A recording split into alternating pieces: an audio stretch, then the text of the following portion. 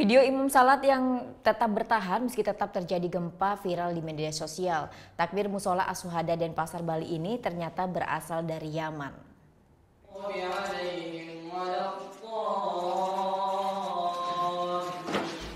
Inilah video saat seorang imam tetap melanjutkan sholatnya meski gempa melanda hari Minggu lalu.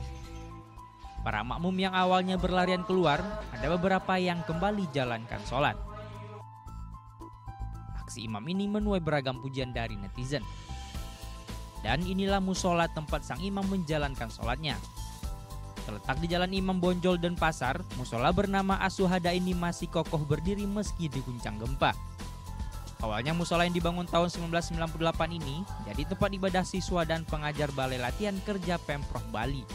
Namun sering waktu banyak juga warga sekitar lokasi yang ikut beribadah di musola ini. Sementara itu aksi imam sholat tersebut diakui takmir musola bisa viral di media sosial karena disiarkan live via akun Facebook.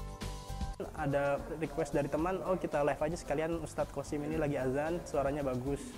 Setelah beliau azan, saya sedang merapikan itu kameranya. Begitu saya mau rapikan, ada Ustadz Nur Asyur merekomendasikan atau request. Ini Ustadz Syekhnya, imamnya adalah Syekh Arafat. Alhamdulillah dia kan suaranya juga merdu. Sekalian aja kita live-kan sholatnya biar menambah giroh atau semangat orang-orang untuk beribadah. Sang imam sendiri berasal dari Yaman dan baru seminggu menjadi imam di musola Asyuhada ini. Namun demi menjaga nilai ibadah, ia menolak diwawancara.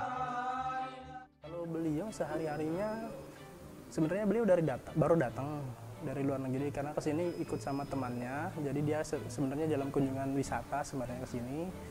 Tapi juga dia beberapa kali diminta untuk sholat jadi imam saja gitu. Jadi beliau tidak ada tujuan tertentu ke sini, hanya mungkin berwisata sebenarnya. Dari 45 jemaah yang sedang jalankan sholat kala itu hanya 7 orang saja yang bertahan. Salah satunya adalah Syafi'i. Dalam satu hadis itu ketika Rasulullah terjadi angin topan, maka Rasulullah langsung lari ke masjid. Dan melaksanakan sholat sunnah 2 rakaat.